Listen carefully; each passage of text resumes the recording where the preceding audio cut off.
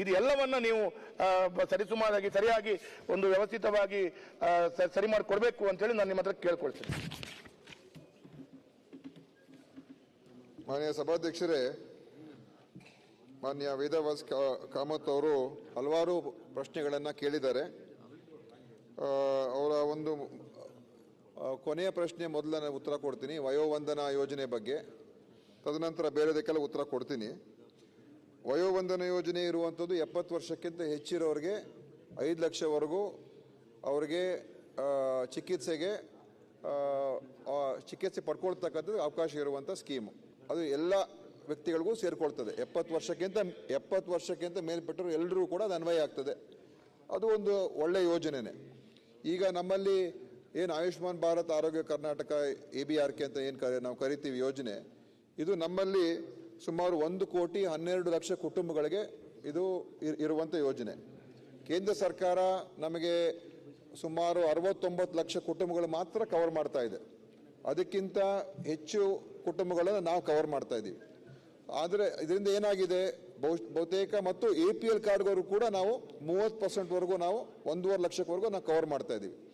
So ಬಹುತೇಕ ನಮ್ಮ ರಾಜ್ಯದ ಎಲ್ಲ ಕುಟುಂಬಗಳು ನಾವು ಈಗಾಗಲೇ ಕವರ್ ಮಾಡ್ತಾ ಇದ್ದೀವಿ. ಒಂದು.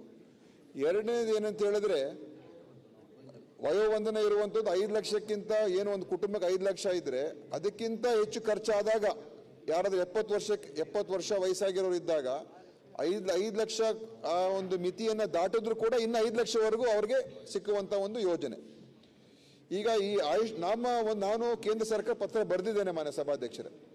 ಏನಾಗಿದೆ, ಈ ಆಯುಷ್ಮಾನ್ ಭಾರತ್ ಯೋಜನೆ ಏನಿದೆ ನಮ್ಮ ಇಂಪ್ಲಿಮೆಂಟೇಷನ್ ಈಗ 60-40 ಇದ್ರೂ ಕೂಡ ಕೇಂದ್ರ ಸರ್ಕಾರ 60%, ರಾಜ್ಯ ಸರ್ಕಾರ 40% ಇದ್ರೂ ಕೂಡ ನೈಜವಾಗಿ ಆಗ್ತಾ ಇರುವಂಥದ್ದು 75% ರಾಜ್ಯ ಸರ್ಕಾರದ್ದು, 25% ಕೇಂದ್ರ ಸರ್ಕಾರದ ಆಗ್ತಾ ಇದೆ ನಮ್ಮ ಒಟ್ಟಾರೆ ಖರ್ಚು.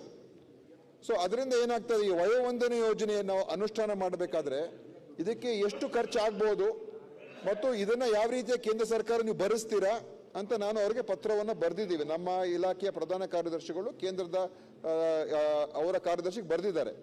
ನೀವು ಯಾವ ಲೆಕ್ಕಾಚಾರದ ಮೇಲೆ ಈ ದುಡ್ಡನ್ನು ಕೊಡ್ತೀರಾ, ಎಷ್ಟು ಅಮೌಂಟನ್ನು ನಮ್ಗೆ ಕೊಡ್ತೀರಾ ಅಂತ ನಾವು ಡಿಟೇಲ್ ಆಗಿ ಒಂದು ನಮ್ಮ ಕಡೆಯಿಂದ ನಾವು ಪತ್ರ ಬರೆದಿದ್ದೀವಿ. ಅವರು ಅದಕ್ಕೆ ಯಾವುದಕ್ಕೂ ಕೂಡ ಇನ್ನೂ ಉತ್ತರ ಕೊಡಲಿಲ್ಲ. ಯಾಕೆಂತ ಹೇಳಿದ್ರೆ ನಾವಿಲ್ಲಿ ಖರ್ಚು ಮಾಡ್ತಾ ಹೋಗೋದು, ಅವರು ಅದಕ್ಕೆ ಹಣ ಕೊಡದೆ ಹೋದರೆ ಮತ್ತು ಇದು ಎಲ್ಲ ನಮ್ಮ ಮೇಲೇ ಹೊರೆ ಆಗ್ತದೆ. ಸೊ ಅದನ್ನು ನಾನು ಸ್ಪಷ್ಟವಾದಂಥ ಒಂದು ವಿಷಯವನ್ನು ಅವರಿಗೆ ಕೇಂದ್ರಕ್ಕೆ ಬರೆದಿದ್ದೇನೆ. ಇನ್ನೂ ಕೂಡ ಅವರು ನಮಗೆ ಒಂದು ಉತ್ತರ ಕೊಟ್ಟಿಲ್ಲ. ಆದ್ದರಿಂದ ಯಾವ ಪ್ರಮಾಣದಲ್ಲಿ ಅವರು ಈ ಯೋಜನೆ ಅಡಿಯಲ್ಲಿ ನಮ್ಮ ಲೆಕ್ಕಾಚಾರ ಪ್ರಕಾರ